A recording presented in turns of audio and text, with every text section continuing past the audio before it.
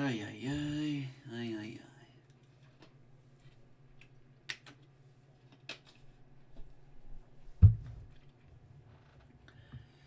If you already can't tell, I've only been awake for about an hour.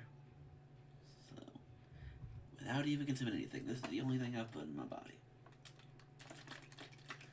Hoping it wakes me up. Alright, I give that a few seconds. Now we can go check, see how it sounds. Channel.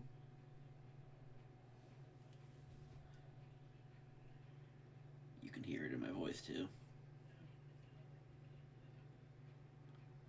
You can hear it too. How out of it I am. Moderation helps everyone feel safe. Thanks, YouTube. But my platform is less for the live stream and more of people watching it after. At least I hope it. You never know. Yeah, poor me. But at least the audio quality sounds good and I'm not being double audio recorded. So positives. Positives. Boop, boop, boop. Set you right there. Move you over there. Bring the mic closer. And we hope for the best. I'll give it another minute just to wake myself up.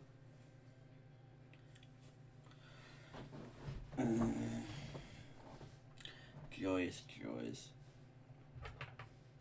Follow me on Twitter now. Canadian Cat CP. I'm getting into art more. I downloaded Krita. I'm learning to draw with Krita. I draw some OCs for the fan I want to write if I ever publish it. And then I drew a character from Cryptomonochrome, one of my favorites. So I'm arting. I'm learning to art. Maybe I'll make my own thumbnails by scratch one of these days.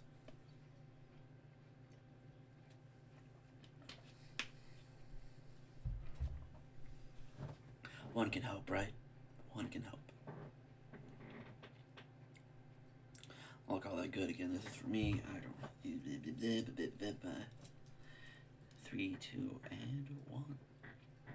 Hello, everybody, and welcome to Week 5 of the 2025 NFL season and my predictor picks. I am your host, the one and the only, the Cat. And yes, that's how you shall refer to me. The Cat. The Cat. Thy Cat. The Cat. Loath Cat. Wouldn't you want to learn a Loath Cat? Those things are cute. And yes, of course, welcome to Week 5 of the season, where the bye weeks have finally started. The Europe trips keep continuing, and quarterback changes galore because no one knows what to do with their roster. Oh, and injuries. Lots of injuries. It feels like 2015. Injuries are everywhere. Yippee! But it is what it is when we keep rolling. And I gotta say, for all things considered last week, I did pretty damn well. So let's recap that. Last week I go with a very nice 11, 4, and 1 straight up. Ties in the big 2025. Because player safety all of a sudden is important, but not enough to change certain rules or expand certain rosters. And I'm not talking just the NFL. 10-6 against the spread and 10-6 on the totals. I gave some team benefit of the doubt that didn't deserve it, including my own rule, the fucking double-digit spread thing. Buffalo did not cover. They won by more than 10, but they were favored by 15 when I did it, and they did not cover it. The double-digit spread rule is real. Don't let anyone tell you otherwise. And yeah, 10-6 on the totals. And I was talking to this in one of the football groups. 3 of those 6 misses was because I was on the wrong side of the hook. Like the Seattle-Arizona game last Thursday night. It was supposed to be 43.5. I took over that field goal to win it. Only put it at 43. And that's what I mean. I took the over. Should have took the under. That one hook. That one hook. Them hooks are dangerous. They are. 3 of my 6 losses were that way. Granted, I think I got 1 or 2 wins because of the last second scores that barely I don't know, whatever. You get my point. But that brings my season total through 4 weeks and 64 games to 45, 18, and 1. Straight up. 37 and 27 against the spread. And my over-unders at 28 and 36. Plenty of time to bring them back up. Which also, by the way, I was right, so I get to keep my hair, I guess. Yippee. But, yeah, as you can see, I'm the Ravens fan here, and I can tell y'all guys that outcome was not surprising, not shocking, not unexpected in any way, shape, or form.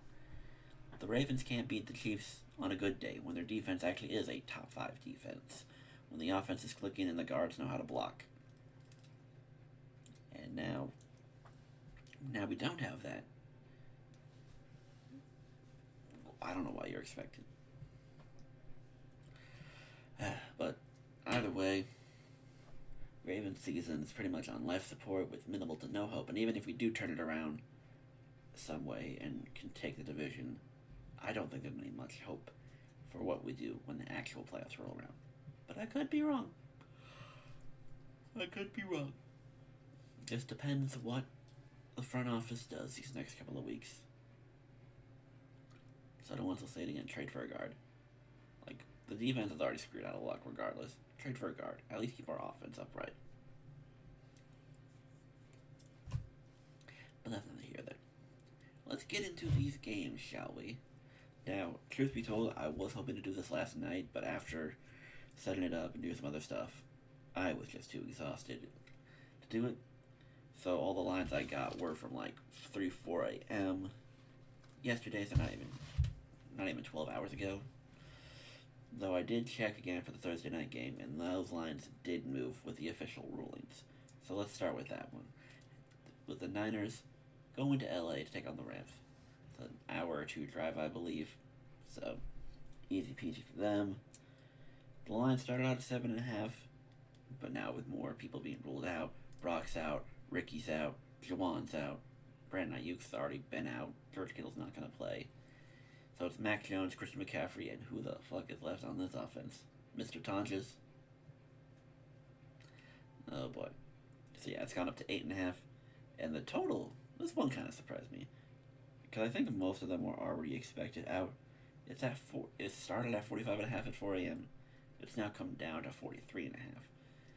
So I'm guessing partially due to Rams' defense, but in general, I think they're expecting San Francisco to not score a lot.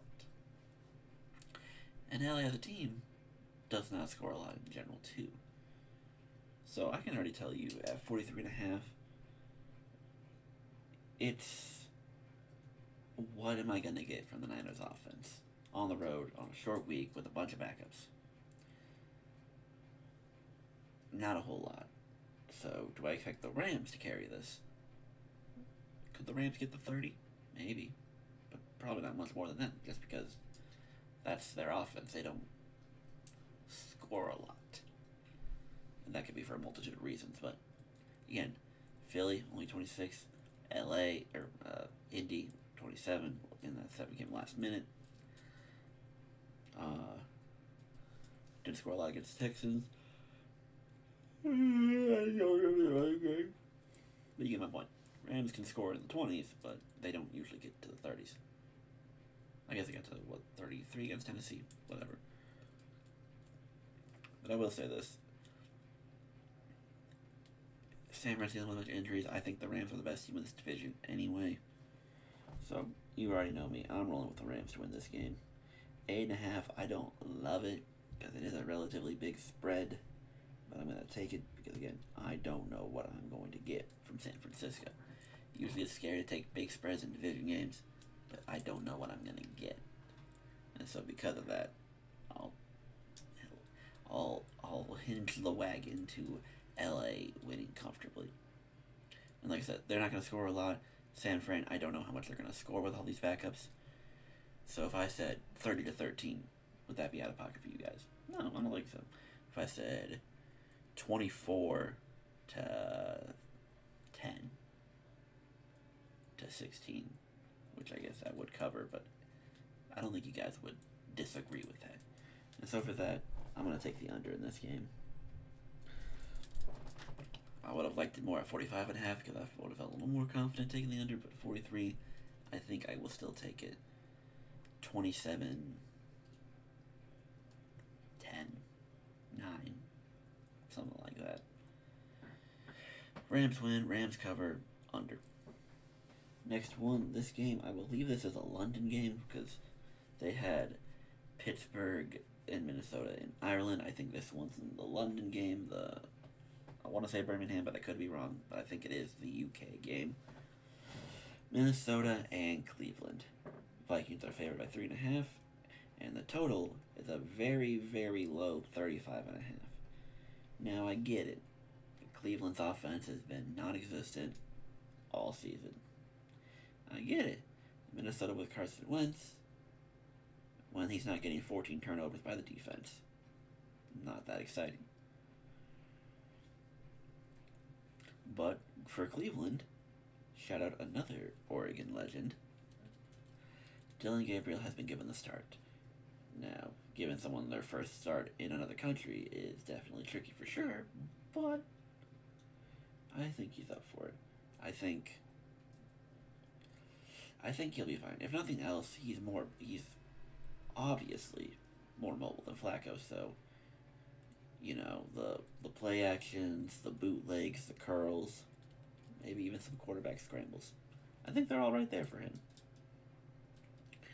And I think in this game that you do expect to be low scoring. I don't know if I can see too much of that, because even 20-17 would not be an impossible score for these two teams to get. Mostly because all of these defenses are going to contribute to short fields or whatnot. Or even then, like 19-17. I guess that's the same thing, but what do I know? I don't think it's out of pocket. But I gotta be honest. Minnesota had no business being in that game, and they only got in there late because reasons. But Minnesota was not in that game at all, from what I saw. So I don't know what you want from me there. Cleveland. It's kind of a game where you just don't want to bet on, you don't want to watch, you don't want to care. But because I obviously pick every game for every reason, I'm just gonna be up front here. I don't trust the Vikings. And Dillon Gabriel, it's something new. And as we're seeing rookies in their first starts, maybe a little excitement along the way. I don't see why not. So for the sake of shits and giggles, Oregon bias probably, but other stuff. Even the Browns to win this game. It's not the most, out-of-pocket thing if they would win, and their defense, I think we do need to start talking about their defense legitimately being elite. They just have shitty offenses, so the numbers don't look as great. But Cleveland's got a great defense. Their draft picks are hitting. Mason's looking great. Schwessinger's looking great. Myles Garrett is obviously a menace. They got a nasty front seven. Denzel's doing his thing. What is it? Del Pitt's still doing his thing. Pretty good. Cleveland's got a defense. And against Carson Wentz, who has not looked that amazing in either start, give me the Browns. Why not? Have a little fun. Also, the Vikings are favored by 3.5. Even if you don't like Cleveland, 3.5 on the Vikings team against that defense, especially starting a quarterback who's not a stationary pocket guy. Why not? Why not? Plus 3.5 feels good anyway. Total 35.5.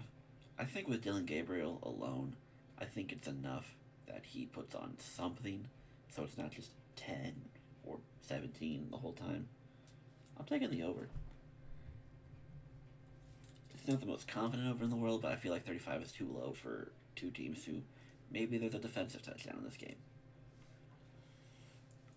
Maybe. To the 1 o'clock slate, we have the Texans in the Baltimore taking on the Ravens. Everyone and their mother is injured on the Ravens. So they're literally starting third stringers at defense. Marlon's going to be out. Roquan's going to be out. BK, they just announced done for the year. I think they put Travis Jones on IR. There's a good chance Nate might play, though. Nate Wiggins might play. So, you'll at least have that. But then, of course, the big news Lamar will probably not be playing this game. There's 50-50, as I've heard multiple reports from multiple people, but again, hamstrings you kind of don't want to fuck with. So, if there's a chance that it's actually a problem, again, we only have to play 2 games and then the bye, and this season's probably a trash anyway, so. Let Lamar have a game or 2 off, get healthy, try to go for a late run. The AFC is not that big of a juggernaut, so you could probably still make a push, even if you start 1-5, 2-4. But I will say this as a Ravens fan, and I saw someone tweet this, so I'll say it again here. This is a game, even without Lamar, the Ravens should be able to win. Texans have no O-line, and CJ has, I don't know if CJ has regressed. I don't know if you want to blame that on the O-line or other factors, but CJ is clearly not the rookie that we saw. The defense is respectable, but could be exploited. This is a game the Ravens should figure out. Cooper Rush went 4-1 when he replaced Dak a couple years ago. Granted, having CeeDee Lamb in them might have been a help, but there's no reason, realistically, that the Ravens can't win this game. They have Houston as a favorite, which I don't blame them. That defense is awful, and now they're losing more pieces. But even then, how much do you trust the Texans' offense? Especially with that O-line. Now, yeah, granted, Ravens have no pass rush, and they're playing second-string D linemen, but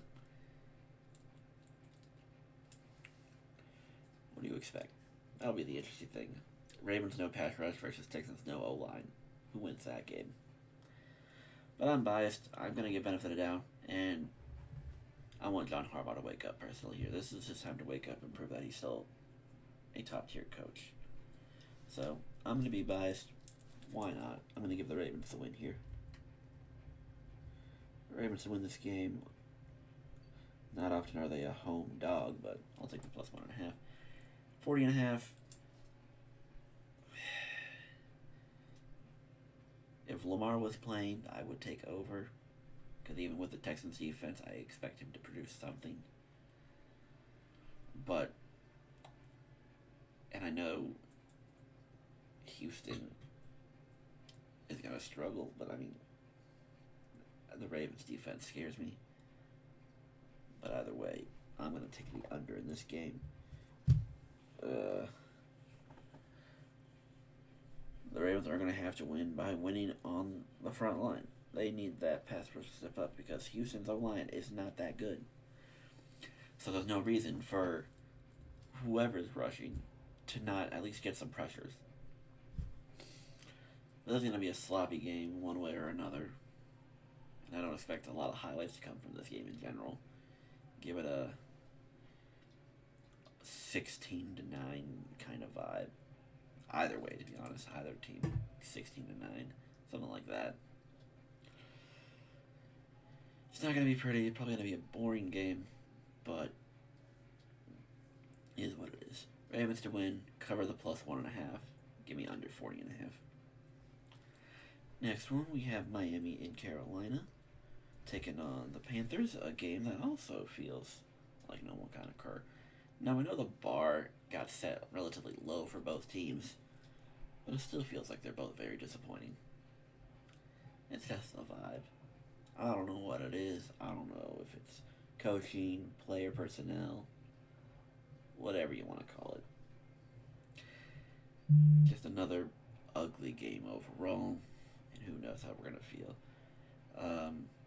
Carolina, at this point, you got to consider the Atlanta game an outlier because for whatever reason, it's only Atlanta they try hard for. Everyone else they kind of just keel over and die.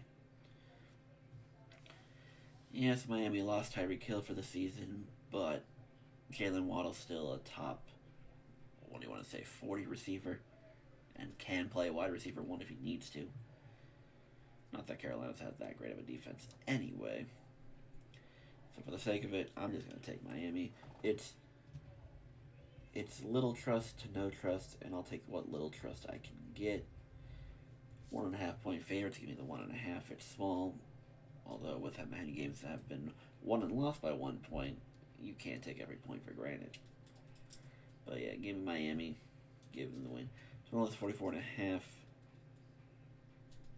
Now, with two shit teams, you usually get a good chance for scoring.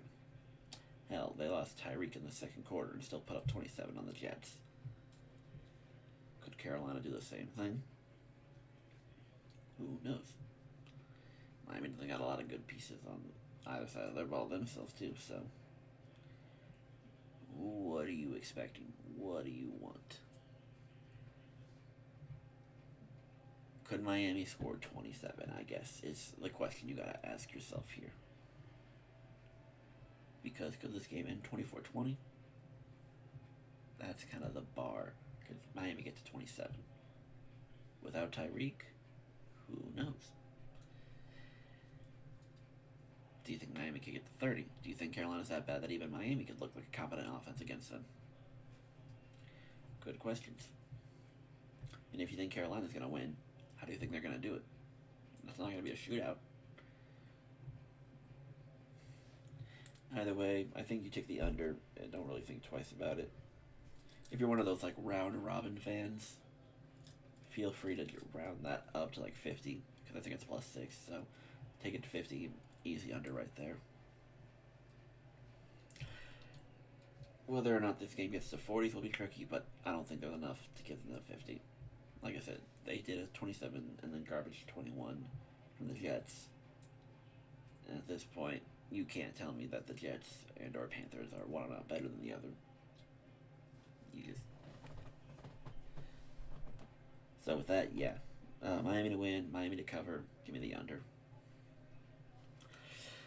Next game, we have the Giants in New Orleans taking on the Saints. The Saints are the favorites in this game by 1.5, and the total is at 41.5.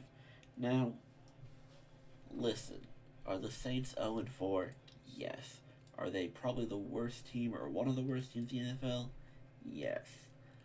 But I gotta give them credit where credit is due. 3 of 4 games, they were there. They were competitive. They were relevant.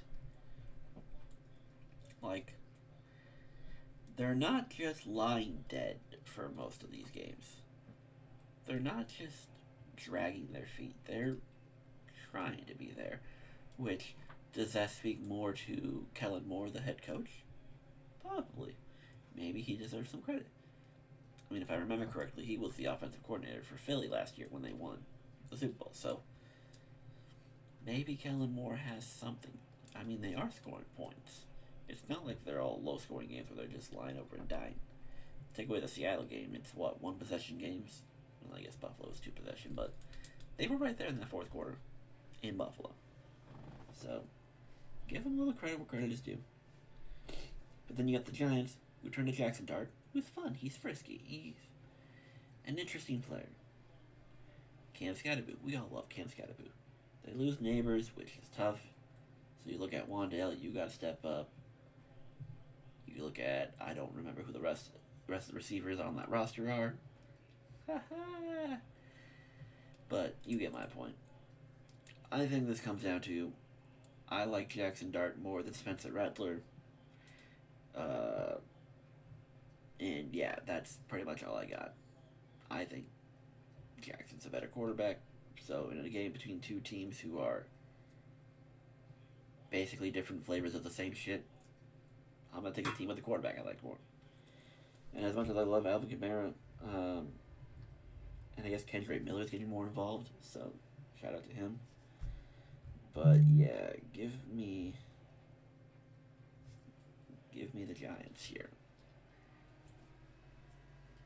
I mean, would it shock me if the Saints won? No, it wouldn't. Every team's got to win a game eventually. Not everyone goes 0-16, 0-17. I'm just saying. 41.5, it's risky. And again, now without Neighbors, how much do I expect from the Giants offense? Who knows? But you know what? Again, New Orleans fights. New Orleans a fighter. They score points. So you know what? I'm going to give them the over. Again, when it's two shit teams, there's no reason you don't expect the over. They're not division rivals. They're not two teams who really care for one another. It's just another game on the schedule. Jackson Dart wants to improve how he looks through the passing game, and now without Neighbors, it's try to be accurate more than aggressive, I guess. But Scadaboo, Wandale Robinson, Saints with Olave and Rashid and Carrera and Kendrick Miller now getting touches. Like,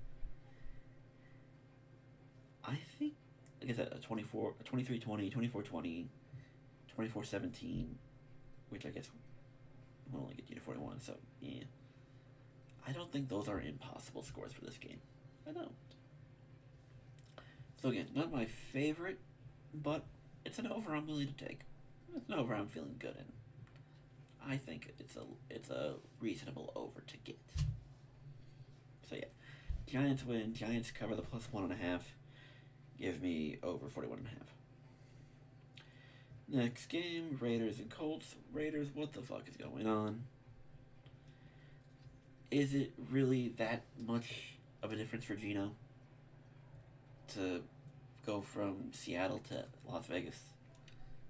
Come on, Vegas. You have a whole city that's pumped up for the finals coming up. So why not give them something more to cheer for since people are going to be in town now? I mean, this game's in Indy this week, but try to bring more juice. Vegas. One Vegas team is in the championship game. Why not, not be asked so that way they have more things to cheer for. But either way, even with how brought down Daniel Jones was from the high he was on, the Colts still look like a good team. Because I'm still decently high on the Rams, and the Colts kept up with them. The Colts probably should have won that game, in all honesty, if who doesn't make dumbass play after dumbass play. But the Colts might be more legitimate than we're giving them credit for. And I think regardless how you feel, the Raiders have looked like shit. So give me the Colts here. I'm not going to think twice.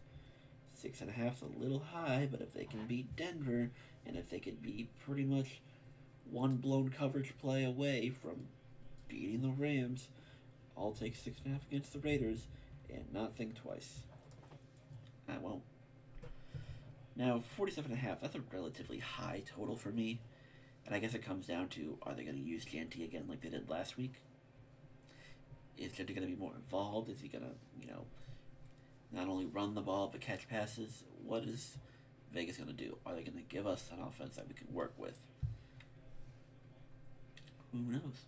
Who knows? And not to say that Indy can't score. Clearly they put 41 in Tennessee. And, yeah,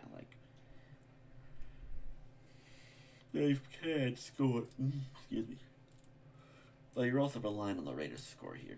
Because 47 is high. If this was like 43, 44, I could see, Indy scoring 30, and that'd be enough. Raiders can contribute the rest. But 47, a little high for me. And I mean, could the Colts put up 40? I'm sure they could.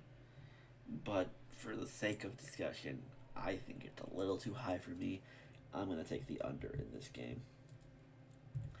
So Indy to win, they cover 6.5 and under 47.5. Just stick to it. Next game, an interesting game, depending on who you are. We have the Broncos in Philly taking on the Eagles. Eagles are only a 4.5 point favorite, and the total's at 43.5. Now, Denver, I'm not going to put too much stock into them beating Cincy because it's the Bengals. They look awful. But Denver, I've kind of wanted more. I've kind of wanted more, and they haven't given me. It is what it is. Bo Nix might not be ready to take that next step necessarily. He has flashes. Bo Nix is not a bad quarterback. He is a good quarterback. He can play in the NFL. And with a roster like Denver's, he can thrive in it. He doesn't have to be the guy. He just needs to play his role. Make the throws and make the plays that he needs to make. And I mean, hey, J.K. Dobbins in that offense, looking great. Looking great. So shout out J.K., man. Um, but Philly, even with all the shit that's going on, all the turmoil and whatnot, I'm not really paying much attention to it. They were up big on the Bucks. Don't let the final score scare you. It seems to be the Phillies' special these days, where they go off early and then kind of just cruise control the second half. Hasn't bit them yet. It's probably gonna eventually against a bad team, but I think Denver, they're gonna take them more seriously, especially since they have a good defense. I'm not gonna think twice. I'm gonna take Philly to win. 4.5 is a little high for a game that I do think Denver could legitimately pull the upset on, but I am gonna take it. I think Denver is a tier below Philly, or at least a tier or two below Philly. If this game was in Denver, I'd probably be more inclined to take plus 4.5. But since it's in Philly, I'm gonna trust the Philly crowd to do what they need to do. Total in the game is 43.5. I do like both defenses a lot, but I also think both offenses do enough here. So, because I trust both offenses, I'm going to take over 43.5. Again, that's not to say that both defenses are great. I think both defenses are great, but I trust both offenses enough to do stuff. You can acknowledge both defenses being good in a 24-20 game, in a 27-21 game. You can still acknowledge it's good defenses are good defenses. A couple of sacks, some turnovers. I think it'll be a fun game. I think it will. Next game, we got the Cowboys in New York taking on the Jets. I get that Dallas is a road team, but then being only 2.5 feels like easy money. I mean, if they're going to be that competitive against Green Bay, there is zero reason they shouldn't be competitive against the Jets. Ooh, Jets, I'm trying to give you benefit of the doubt, but there's just nothing to give you benefit of the doubt of. I'm taking Dallas. I'm not asking questions. 2.5 feels like a layup for me, so give me that in a heartbeat. Although it would not surprise me if Dallas Cowboys is up and lose to the Jets. But I don't think they will. I think 2.5 is easy money, and I'm not going to think twice. Totals at 47.5. I mean, if Dallas can score 40 on Green Bay without CeeDee Lamb, tell me why they can't score 40 on the Jets. And I mean, Dallas' defense are non-existent, so how much can the Jets get me? If they can get me 21 there, could they get me 24 against Dallas? Maybe.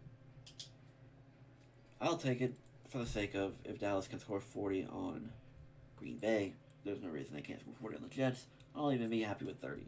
And the Dallas defense is ass, so Justin Fields can run around and probably rush for 100 yards himself and get me 20 points. 30-20, 33-24, something like that. It should be high scoring. I have enough faith in Dallas's team that they can score points and that their defense will be disappointing. And I have enough faith that Justin Fields will not get a concussion, pull his head out of his ass, and put up a fight. Dallas to win, Dallas to cover, over 47. Next one we have Tennessee at Arizona to get on the cards. Tennessee is hot ass, even to the point that Houston, who was trying to throw the game away, ended up just falling flat on their faces. I don't know if I think Arizona's a better team than Houston at this point, personally, because their two wins are, New Orleans and Carolina. Like, do you want me to put stock into that? I can't really, but it's Tennessee, and I don't believe in Tennessee, so I'll give Arizona another easy layup game against one of the worst teams in the NFL. 8.5 feels a little high, but I mean, if Tennessee can barely do much against Houston, I'll take the 8.5. I'm not happy with it. It's not my most comfortable lay, but I will lay it. Totals at 41.5. I don't think Arizona's defense is as good as Houston's. So I think, could this be like a 30-10 game? Possibly. 27-20. I don't know if Houston can get there, but possible. I'll take the over either way. I trust Arizona to, not shit the bed and on 10 days rest should be able to put up 24 to 30 points to the Titans. I think they should be able to do that. That's my bar, at least. Marvin Harrison, figure it out. Another game, Tampa and Seattle. Seattle 3-point favorites, so if it's a neutral game, they feel like both teams are pretty even. I think that's fair to say. Seattle seems to do well at home. Weigh out the options, try to get a feel for things. I think Tampa's the better team here, personally. I don't think that much is up for debate. I think Baker's better than Sam. They don't have Mike, but Emeka's looking phenomenal. Chris Godwin's back. Tez Johnson, another Oregon player, can make plays. I think there was a report somewhere that Bucky might be dealing with an injury, so it's unclear if he'll play. But I think Tampa as an offense, as a whole, should be fine. Seattle's defense, inconsistent. Seattle's offense, respectable.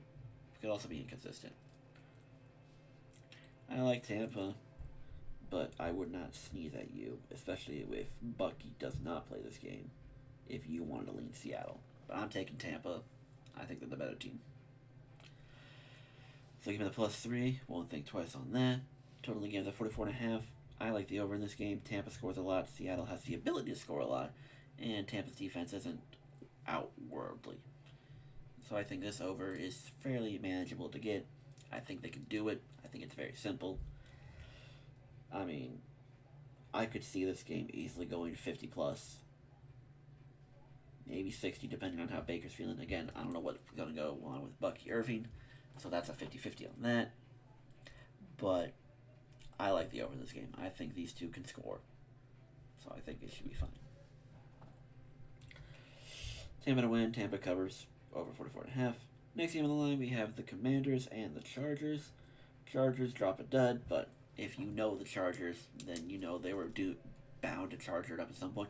I brought it up with Isaac, my local Chargers fan friend. It would be such a Chargers move to go beat Kansas City, beat Vegas, beat Denver, and then drop a dud against the Giants.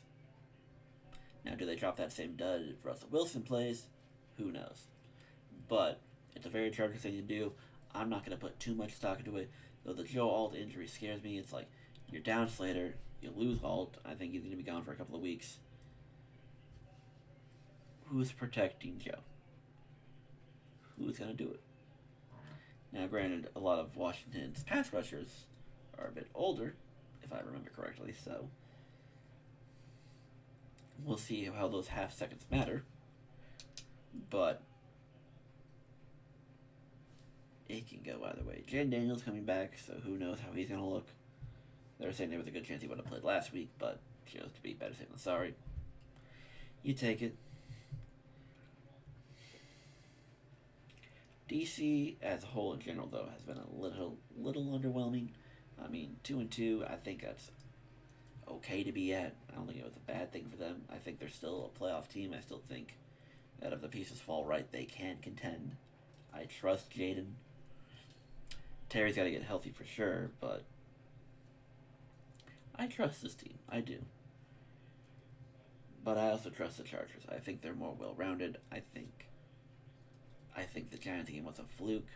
I mean, Dexter Lawrence got an interception in that game. When Dexter Lawrence gets a pick, then that's just kind of how the day is going to go. That's just how it's going to be. So, as much as I like Washington, as much as I like Jaden Daniels, I think this will be a good game. This is probably the game of the week in my eyes, because both these teams are clear playoff teams, and both, I think, are legitimate contenders if they don't get in their own ways. But Chargers are at home. They're going to want to make up for that loss. I'm going to give the Chargers the win here. On the line, it's 2.5. Like I said, Vegas even thinks they're both even teams. We don't know what Jaden's going to look like. But I like the Chargers. 2.5 I will take. You got to pay that price. Total's at 40.5. I do wonder how much offensive production we're going to get from the Chargers. Like I said, they're going to be without Joe Alt. Slater's gone. They got a lot of backup O-linemen there. So who knows what's going to happen. I don't think Washington's pass rush is as good as New York's. So Maybe Herbert will have more time. Maybe more runs up the middle can work, since you want to prioritize the center, the middle O line more than the tackles. 48 is a lot, and I don't know what Jaden's gonna look like, especially against the Chargers defense. Again, I trust Jaden to be a good quarterback, but 40 and a half, you are asking me to say one of these teams will hit 30. That is what you're asking me. And do I think they could do it? I think it's possible, but I think with the tackle injuries, and then with Jaden coming off the injury, and I think Terry McLaurin might still be out. I don't know. I have not heard an update on Terry McLaurin. So I think it's hard for me to imagine getting this to 30. Now, 27-24 is very possible for this game, which would push it over.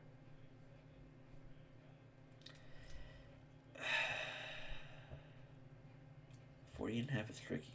If this was 44, I'd take the over.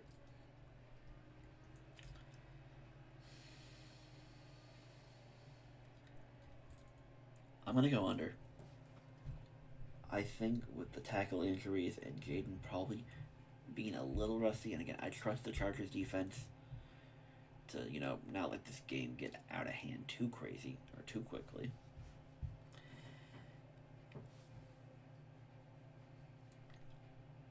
I gotta go under. I think there'll be a lot of points. Again, 40, 44, 46 even. I think you can get there. 24-21, 26-20. I could see this for either side. But because, again, like I said, because of those tackle injuries and because of Jaden's rust, I don't know if I can get to 48, 49. I'm going to go under in this game. Give me the Chargers to win, cover 2.5, under 48.5. Next game, and this is going to break my balls, and I will tell you why. The Lions are in Cincy taking on the Bengals. The Lions should absolutely dominate this game, because Cleveland's defense is way better than Cincy's defense. And Detroit did plenty on that. But let's talk about my lovely rule, the double-digit spread thing. Buffalo, who we all thought should have blown out New Orleans by 30. That game was close. That game was competitive. And what do you know? They didn't cover. They won by double digits. But it was 15. They didn't cover it. So now you have Detroit, the 10.5 point favorite. Now, is this just a Bills thing? Because so far, the Bills are 0-2 in covering double-digit spreads. So, is it just a Bills thing? Maybe. But it's evil. It's evil, that double-digit spread rule. I mean, I'm taking the Lions to win. I'm not going to be dumb or anything with that. But I think I have to double down on my rule. I got to stand on it, and I got to mean it. It happened last week. I got to stand on business. As stupid as this is going to sound, and I know as much as Justin loves the rule of 4, which I'm pretty sure I do follow it anyway, but I just like to hate on it, I got to double down on my rules. I got to double down like I mean it. I don't know how the fuck it's going to happen, and I'm probably going to be wrong, but a rule is a rule, and I'm going to follow that rule because I got to commit to my bit. Cincy, by some miracle bullshit luck, covers 10.5. And because I got to predict on that, and I got to stand on that, I'm going to take under 48.5. I think for this to happen, Jared Goff's got to be a dumbass. That's probably the only way this happens, but I'm going to roll with it. This is probably really stupid, and I don't know what to expect from it, but I'm just going to roll with it, and I'm going to hope for the best. Lions to win by some bullshit black magic luck following the double-digit spread rule thing. I'm going to take Cincy plus 10.5 and not think twice about it and give me under 40.5 because for this to happen, somehow it's got to stay low scoring. So yeah, Lions win, Bengals cover under 48.5. And we roll on. We move to the Sunday night game. New England in Buffalo taking on the Bills. Bills are favored by 8.5, and this total all the way up to 49.5. That's impressive. Now, New England. I don't see where this high scoring is necessarily coming from. Could the Bills put up 40? Sure they could. They put up 40 on the Ravens, put up 30 on the Saints, 30 on the Dolphins. The Bills can score. We know that. New England, inconsistent, but hey, they blew out Carolina, so it means something.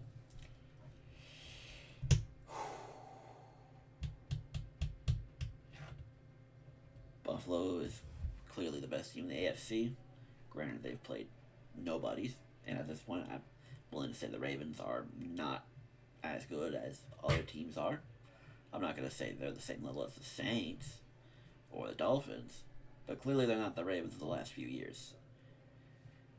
So, I don't know what you want from me. I mean, it would be a spicy pick, and there's a non-0% chance it's happening, but mostly because it's in Buffalo. I gotta ride with the Bills here. I don't think there's too much to talk about. I don't think there's too much to say. Bills are clearly the best team in the AFC. New England, I like them. I think they have a good chance to be a wild card team. But because this game is in Buffalo, I'm not going to think twice on it. Bills to win. But I will say this. Bills are favored by 8.5. I think I like New England enough. I'm willing to let the Patriots cover it. I think they can make it a game. And I mean, so far we've seen from Buffalo lately that they tend to let games be closer than they should be. I mean, take out the Jets game. What was it? They were down 15 against the Ravens. It was a tie game, a one-possession game going into the late in the fourth quarter with Miami having a chance to tie it. Tua throws a dumb pick, and it ends up winning by 10, but Miami was right there. And then last week here, too, with New Orleans. It was a 2-point game in the fourth quarter. They pulled away in the end by 12, but that's because that's the Saints. The Saints are clearly nowhere near. So it's... I like New England here. I think New England is a fringe playoff team. I trust Vrabel. I trust May. I trust this team to at least keep it competitive. I'll take the plus 8.5. It wouldn't surprise me if it was a close game and then, Buffalo pulled away by 10 at the end of it. It wouldn't surprise me, but for the sake of I like New England, I think 8.5 is a lot. It's a primetime game. I'm going to give Drake May and the Patriots some benefit of the doubt. So, yeah. Buffalo win, New England to cover. 49.5. Now, if you want New England to cover, how does that look? How do you frame that? Is it a low-scoring game? Is it a high-scoring game? Can the Patriots put up 30? I don't know. Buffalo, could they put up 30 on New England? I'm sure they could. I think, Buffalo has scored over 30 in every game they played so far this year, if I remember correctly. 41, 30, 31, 31. Yeah, I think so. Buffalo should be penciled in for 30. Can New England get you 20? Now, if I want them to cover 8.5, they're going to have to give me 23. So that would push over the 49.5. But it feels very high for me. This is a divisional game, and New England's clearly a better divisional opponent than Miami and New York are at this point. So I think with that, and I think I'm trying to remember Buffalo's schedule off the top of my head, this is probably going to be the most competitive game they have for the next 2 or 3 weeks. So for the sake of it, I will credit New England as the first team to keep Buffalo under 30. Now, I don't know how much they're going to score on Buffalo, but I feel like if the Saints can get 19, then New England could get 20. You'd think. What are we thinking? 26-23, 27-23, 27-23 will be over. So it's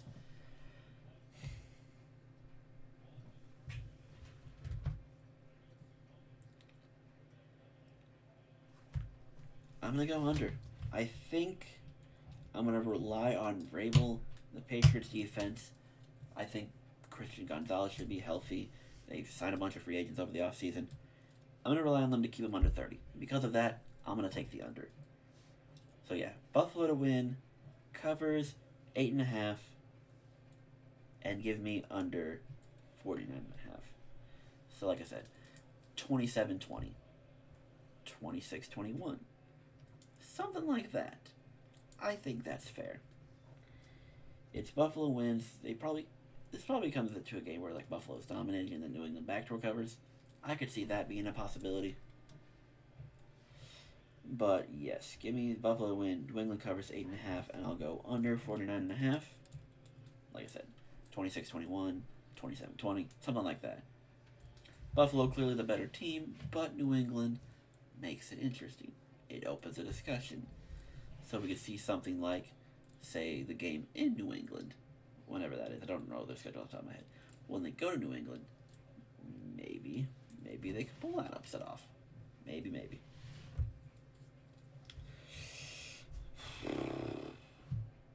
Final game of the week, we have the Chiefs in Jacksonville. I gotta say, besides Indy, Jacksonville might be the one team that has me surprised the most. The Ravens and Texans obviously have me feeling disappointed, but looking at their schedule and looking at their rosters, it wouldn't have been an impossible scenario for them to be where they're at. Jacksonville at 3-1. That has me intrigued. That has me thinking. It makes me wonder. And from what I've seen, that defense seems to be getting better and better. So I'm definitely intrigued. Chiefs. They're the Chiefs. They finally have a receiver healthy. So, and again, it was the Ravens, so I don't know how much stock you want to put in it because that defense has been awful all year. So, I'll give some benefit of the doubt. But, how much faith do we want to have in Jacksonville? I gotta say, Brock Purdy probably wasn't fully healthy, so, especially given the fact that he's not going to play in the Thursday night game. So he probably wasn't 100% playing against that game for the Jags, so maybe that's how. Who knows for certain? Trevor Lawrence, I'm still trying to figure out if he's that guy, if Liam Cohen's figuring it out. Travis Etienne looks great under Liam Cohen. Travis Etienne looks like he's thriving. But I don't know what we're doing with BTJ. I don't know what we're doing with Travis Hunter. I don't know what Trevor Lawrence is up to, but the run game seems to have something. The defense seems to be improving. So I think it's something worth noting. Casey, of course, we know when they're all healthy, the defense is great. Spags knows what he's doing. Mahomes will be Mahomes. So where do you go with this game? I mean, if you're going to ask me who I trust more, who I have faith in a little more, I am going to lean the Chiefs. I trust that offense now that, Worthy's healthy. We can have a talk, we can have a discussion. They're still a top team. They're going to figure out one way or another. Don't let the 0-2 record fool you. They played the Chargers, who, again, we have high hopes for. And they played the Eagles, who are probably the best constructed team overall. 1 through 53 is probably the best roster out there in the NFL. So, you don't blame Kansas City for losing those games. But yeah, I'm taking the Chiefs. Jacksonville, I like what you're doing. You might be something worth to note. I'm keeping an eye out for sure. But I do like the Chiefs here. I think they're the better team. I think they're still a top 3-4 team in the AFC. Jacksonville, you're flirting in that 8 spot. Even at 3-1, you're not there for me yet. You're not there. Chiefs to win. They're only favored by 3 on the road. You take it. Now, if it was their home game and they were favored by 6, I don't know if I would lay that with how much I trust Jacksonville's defense. They do look good. But -3 on the road, if they're going to win, it's got to be by more than a field goal. I'll take it. 46.5. Jacksonville's defense looks great. I don't trust their offense much against KC's defense. 46.5. I feel pretty good taking the under. 23-20, like I said, 24-20, 24-17, something like that. I think that's a very good judgmental placing. Put that score. Yeah, Chiefs win, Chiefs cover, give them under. And one more time, we'll go through everything once more, just for the sake of it. We have the Rams winning, Rams covering, and going under 43.5 over the Niners. I have the Browns pulling off the home upset in the UK over the Vikings, cover +3.5, and we'll go over 35.5. I think Dylan Gabriel can give you 20. I can trust it. I have the Ravens winning because I'm a biased piece of shit. Cooper Rush, John Harbaugh, figure it out, because if not, then we're really going to have to start saying goodbye to John. He might be gone anyway. And under 40.5. I have the Dolphins going into Carolina, winning that game, covering 1.5, and going under 44.5. I don't know what to expect from much offense, so I'm not going to bother. I have the Giants winning and pulling off the upset in New Orleans over the Saints, cover +1.5, and we'll go over 41.5. Again, two crappy teams. You're going to expect at least some points. I have the Colts winning, covering 6.5 against the Raiders, and going under 47.5 points. I have the Eagles winning and Eagles covering 4.5 against the Broncos. But I trust both offenses enough that I think it'll go over 43.5. I have the Cowboys winning and covering 2.5 over the Jets at MetLife and going over 47.5. I have the Cardinals winning, pinching my nose to have them cover 8.5 because God, I don't trust this Arizona team, but hey, they're playing that shit opponent. But even then, they didn't even cover more than 7 against both the Saints and Panthers, so maybe this is a horrible idea, but we'll find out. I wouldn't bet it, but I'm going to pick it. And over 41.5, I have the Bucks pulling off the upset in Seattle, beating the Seahawks, cover +3, and give me over 44.5. I think both offenses do really well. I have the Chargers winning, Chargers covering 2.5 over the Commanders, and going under 48.5. Because I trust the Chargers defense, and I don't trust their tackles, because they're going to have neither of them. So what's that O-line going to look like? I have the Lions winning, and because I am committed to my double-digit spread theory, that has been, so far, correct, Cincy to find some way to cover +10.5. I don't know, but we'll roll with it, and because I got to believe it'll go under, because there's no way Cincy with Jake Brown is going to score 30, so I'm going to somehow manifest that this is a 20-10 game, 23-16. I don't know how. I don't even believe it myself, but double-digit spread rule, the double-digit spread rule, so I'm rolling with it. I got the Bills winning, New England covering 8.5 though, in a game that I think will be more interesting than people want to give credit for. I wish the primetime game would have been in New England to give the Patriots more of a home field advantage, but whatever. I don't make the schedule. They should pay me to. Them and the WNBA. Both of you, call me up. I will write your schedules because you guys suck at it. And I'm going to go under 49.5 because I think for New England to keep competitive, Buffalo's got to be a little more low scoring. So I like the under. And the Chiefs to go into Jacksonville, cover the 3.5, beating the Jaguars, and staying under 46.5. Those are my Week 5 predictions. And to go over to fantasy real quick, I lost all 3 of them, including, in the other way, losing on Bo Nix's 3 kneel downs. He did enough to give me a lead, but then those 3 kneel downs, I lose 1/10 of a point for every minus yard he lost. Ended up losing the game, losing my fantasy matchup by, I think, 0.12 or something like that. So those kneel downs took the game away from me. And I gotta ask, why is he in the game in the first place? If there's 3 minutes left in the game and you're already up 28-3, there's no reason your starter should be in. I don't care if you're doing handoffs. Get the backup in. Who's your backup? Then Zach Wilson, Jarrett Stidham, something like that. Zach Wilson might be in Miami now that I think about it. I don't remember. But whatever. I'll go fuck myself. Sean Payton wants to leave Bo Nix out there for every snap, even though there's no reason to have him out there. I don't care if Stidham fumbles the snap. You're up 28-3. you could throw 13 picks in a row either since he's not coming back. Whatever. I lose that. So my next matchup is against Nathan. In the Auntie and Co. I'm up against Rachel. It's so funny too. Monday I did a trade with Billy. I wanted to see, because James Conner's done for the year, I wanted to see if I can pawn off Trey Benson. I was trying to get a pick, he wouldn't let me have it, so I ended up doing a 1-for-1 trade with Jerry Jeudy.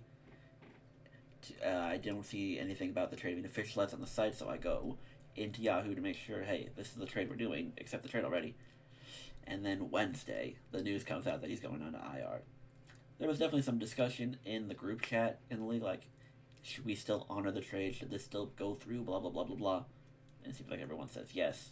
Because, again, the trade was made Monday. The news didn't break till Wednesday. So, I couldn't have known. No one could have known. So, whatever. I get Jerry Jeudy, and poor Billy gets stuck with an IR player. But yes, AOC I play Rachel, and in the Professional Dynasty I play Anthony. Hopefully we can turn things around, because I think I'm 1-3 in 2 leagues, so not a great start. But 3-1 in Auntie and Co, so you take it. You win some, you lose some. Season's still young, plenty of time to change, and with these bye weeks now, they can help or hurt, depending on your scheduling. But with that is going to be all from me. Thank you all for tuning into this lovely stream. Thank you all for listening to me yap for 1 hour about football, because I love football, even if my team is ass.